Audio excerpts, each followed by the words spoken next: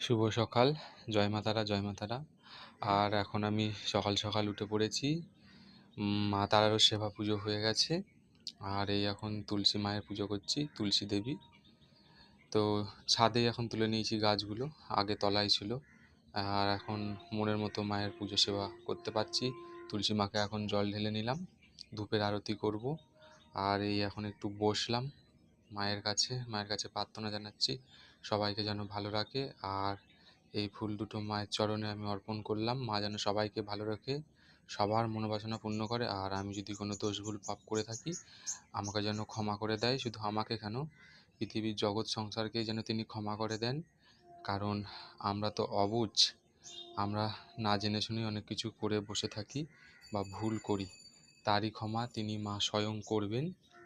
আমরা তো নিমিত্ত মাত্র। তা প্রত্যেকদিন যেমন পারি তেমনি সেবা করি, তার জন্য নয়। আর কাজে যাওয়ার সময় এরকম এত হবে না, সেবা করার সুযোগটা আমি পাই না। তাই যখন যেরকম সময় পাই সবটাই আমি মায়ের কাজে লাগাই।